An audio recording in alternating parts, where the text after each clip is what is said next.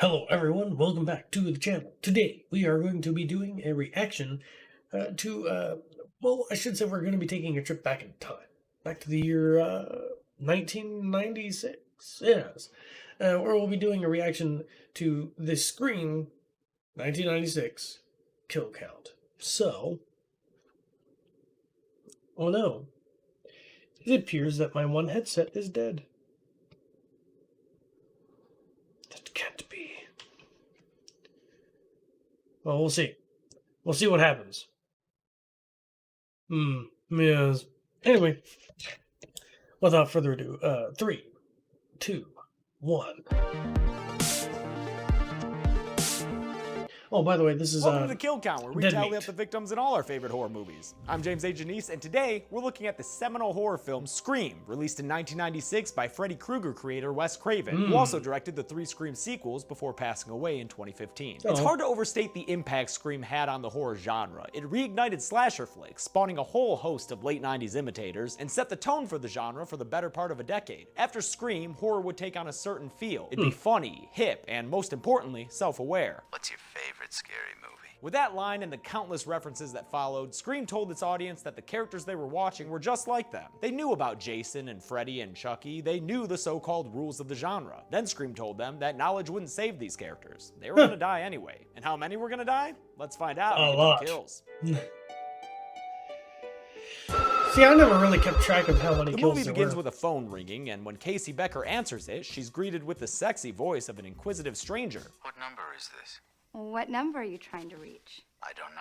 Thinking it's a wrong number, she hangs up only to have him call back, and this happens a few times until they're chatting like old college buddies about their favorite scary movies. Eventually, Casey gets creeped out, and the stranger goes from sexy to scary. No, you listen, you little bitch. You hang up on me again, I'll gut you like a fish, understand? He tells her he's outside her house and has her boyfriend These were Steve good tied up on the films. patio. Then, since he wants Casey to kill it at Bar Horror Trivia Night, he starts drilling her on questions about the genre. Name the killer in Friday the 13th. And since the kill count wasn't around to give Casey a proper education, she wrongly answers, Jason! Jason! Jason! As punishment, she turns the patio lights back on to see that Steve's been gutted, his intestines dangling in the breeze as he dies. I feel like people often forget about this kill, and it's a pretty solid one to start the movie with. Yeah. With a chair through the window and a flaming tray of popcorn, shit's totally hit the fan now, and after a well-crafted cat and mouse sequence, Casey makes a run for safety when she sees her parents on their way home. She doesn't quite make it though, with Ghostface catching up to her and stabbing her in the chest and choking her on the ground. Casey still fights back, but unable to call out to her parents for help, Ghostface knocks her down and finishes the job. Her parents overhear her dying breaths on the phone as Ghostface drags her away, and they ultimately find her body strung up on a tree, her insides dangling down just like Steve's. Audiences were shocked that Drew Barrymore was killed right off the bat, and that's just one part of what makes this entire opening sequence an instant classic. Hard to beat this kind of kickoff. Next we meet Sidney Prescott, who's into MS-DOS and her super fucking oily boyfriend, Billy Loomis. Seriously dude, wash that hair. They're having some intimacy problems because Billy wants to get it in, but Sidney isn't feeling it. Probably has something to do with the fact that her mom, Maureen Prescott, was raped and murdered 1 year before this. So yeah, Billy, maybe some things are more important than getting a nut off. Everything is crazy at school the next day, with local reporter Gail Weathers reporting in her finest dirty highlighter-colored dress. Sid's best friend Tatum catches her up about the murders, and Tatum's brother Deputy Dewey helps interview Sidney in the principal's office. Principal Himbry's all like, "Hey, let me touch your chin all weird." But other than that, the cops are sympathetic to Sidney since, you know, that awful fucking thing that happened to her mom. After school, Sid and her entourage hang out by the town's tribute to the Friends Fountain. In addition to Billy and Tatum, there's Tatum's boyfriend Stu, played by Matthew Lillard, who gives it 110%, and Randy Meeks, the geeky guy who's obsessed with horror movies. They treat the murders with about as much respect as high schoolers treat most things. Did you really put her liver in the mailbox? Because I heard that they found her liver in the mailbox. Liver alone.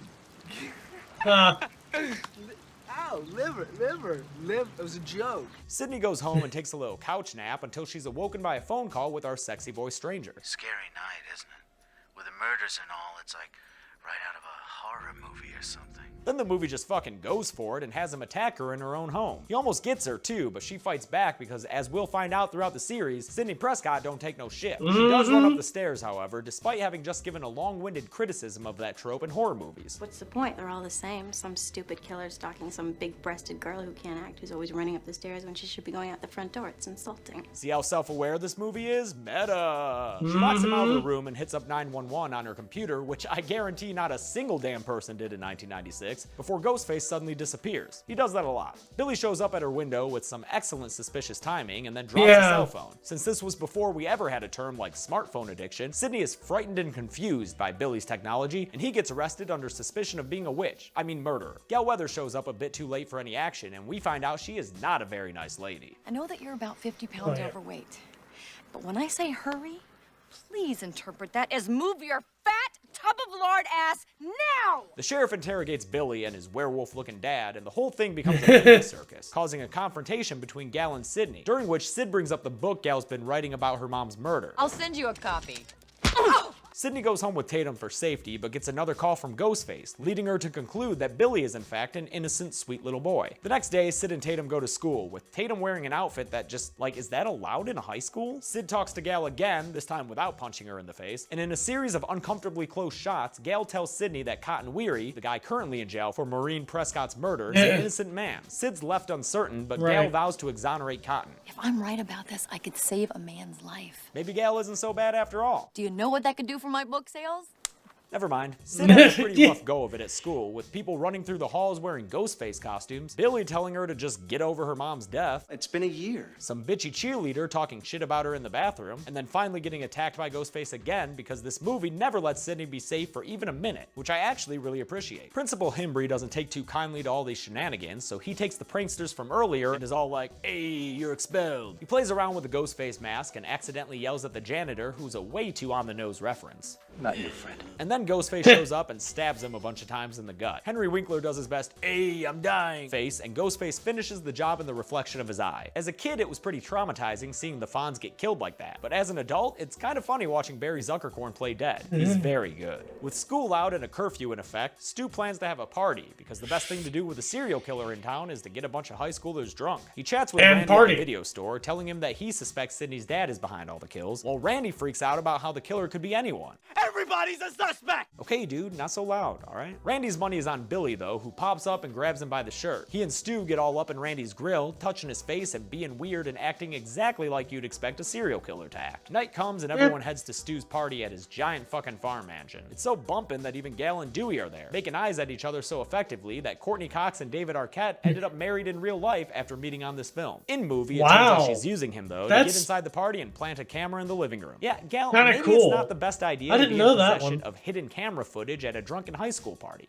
Stu, who's wearing this pimp-looking party hosting robe, tells Tatum to go get him a beer. On her way back inside, the door is locked, and when she goes to use the garage door, Ghostface shows up. She treats his presence pretty casually, until he slices her arm with his knife. Then we get to see Ghostface do his hilarious pratfalls. First when she hits him with the fridge door, and then while she's throwing beer bottles at him. I suspect that this alone inspired Scary Movie. Look at that robe waving frantically around, and tell me that's not hilarious. With the door blocked, Tatum tries to escape through the doggy flap in the garage door, but Ghostface starts up the surprisingly powerful garage door motor. Tatum, who's apparently stuck in the door because of boobs, is lifted all the way up to the ceiling and crushed to death. This may be the single most memorable kill from this movie, and it's certainly the most creative one, unlikely as it may be. Ghostface caps off the scene with a subtle moment of humor as he sneaks back into the party. As the party dies down and a bunch of people leave, Billy shows up, much to the dismay of Randy, who's crushing hard on Sydney. There goes my chance with Sid.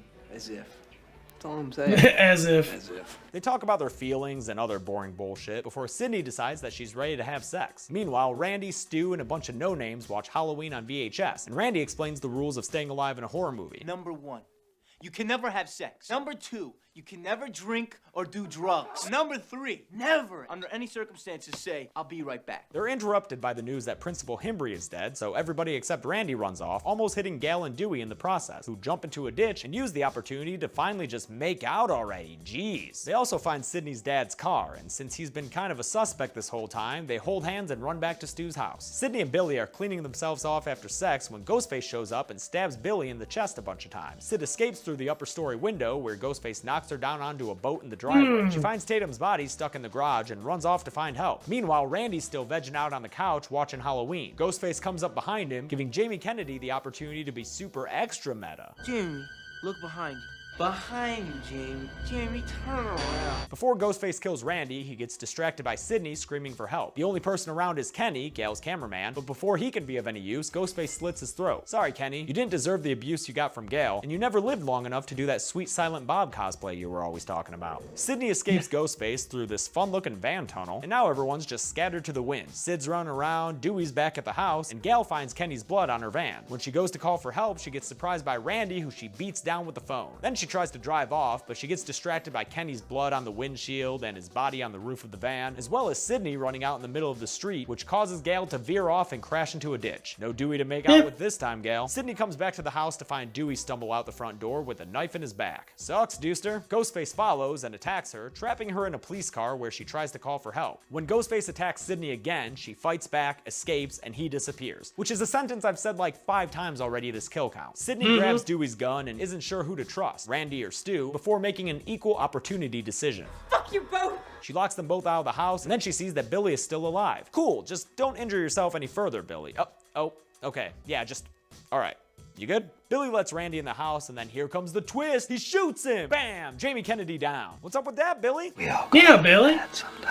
Was that a reference? Anthony Perkins, Psycho. Okay, we understand you guys know horror movies. You're being a little extra. Billy reveals his blood is corn syrup, and Stu shows up and shows off the voice changer they've been using to make their voices all sexy. And then they spend a good long time mentally torturing Sydney in the kitchen as they reveal everything, starting with the fact that they were the ones who killed Maureen Prescott. That woman was a slutbag whore who flashed her shit all over town like she was Sharon Stone or something. Yeah, it would put her out of her misery, because let's face it, Sydney, your mother was no Sharon Stone. Billy explains that Sid's mom was sleeping with his dad, which caused his mom to leave his family. They frame Cotton Weary for Maureen's murder, just like they plan on framing Sydney's dad for all these murders. To seal the deal on their alibi, they agree to have a little fun time stab around, although Billy takes it a little too far. Now, this scene is when Matthew Lillard throttles his performance into the red zone. Sometimes it works. I'm feeling woozy here. And sometimes it doesn't. Because let's face it, baby, these days, you gotta have a sequel. But I think it works more often than not, so thank you, Mr. Lillard, for whatever that is that you're doing. They get interrupted by Gail Weathers, who now has Dewey's gun, but when she forgets to take the safety off, Billy kicks her out onto the porch. He doesn't kill her right there, though, because he's a huge fan of Friends and just needs to see if she'll end up with Chandler in the next season. Sydney takes the opportunity to get away, teasing the killers with a phone call that really pisses off Billy.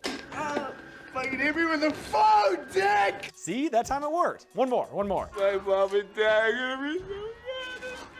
Yeah! She pops out of the closet and beats Billy down with an umbrella before Stu charges at her and they have a little wrestling match. She eventually subdues him with a vase to the head and kills him by dropping a TV on his face. It's funny how this kill wouldn't really work nowadays with all our light-ass LED TVs. See, technology makes us safer. Randy comes to just in time to get punched in the face by Billy. Plus, they're somewhat easier to carry than them things, man. Damn. Shot by Gal, who really, Billy, you probably should have killed out there on the porch. Randy tells them about the classic horror movie ending trope. Careful. This is the moment when the supposedly dead killer comes back to life for one last scare. And Billy's finally killed with a gunshot to the head by Sydney, giving us our 7th and final kill of the movie. You'd think there would have been more, but most of the time, Ghostface was just attacking Sydney and letting her get away. Also, all the fake-out deaths don't help the body count, such as Dewey, who's revealed to still be alive and on a stretcher at the end of the movie, which closes with a report from Gail Weathers and a crane shot of that awesome house. And just like that, the horror genre changed forever. Let's do the numbers. The numbers. 7 people died in Scream, kinda low for a slasher, but this was more about the whodunit anyway.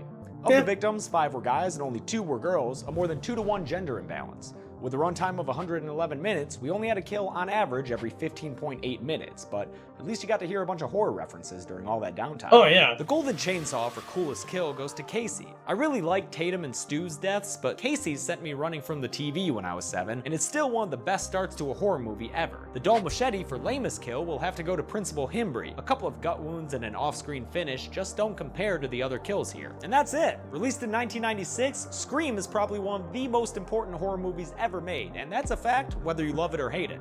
Make sure you subscribe if you like this video, and I'll see you next week for Scream 2. Until then, I'm James A. Janice. This has been The Kill Count. Hey guys, thanks a lot for watching the Kill Count episode for Scream. I didn't know someone could actually make a channel and make it interesting. Not to hate, but I just find it rather neat that someone was actually able to take kill counts and make it interesting and explain even a couple movie facts as well throughout the whole thing. And it's just like, it's really neat. And I'm gonna have to watch the rest of them now. The rest of the screen kill counts. I'm gonna have to. Oh. I'm going to take this a step further, and I'm gonna go ahead and write down for each movie how many for each movie, I'm gonna go ahead and write down the kill counts, and then at the end of each of the, or at the end total, I'll be like, and this is how many people were like killed. Someone's probably already done it anyway, but anyway, if you like this kind of content, go ahead, like, subscribe, and don't forget to go ahead and hit that bell icon so you'll be notified whenever we upload a new video. And go ahead and check out our YouTube membership and our Patreon and our merch store. Wow, I haven't talked about that in eons. Yeah, go ahead and check out our merch store if you want some retro movie friends, JCARTS Arts merch. And until next time, keep it retro.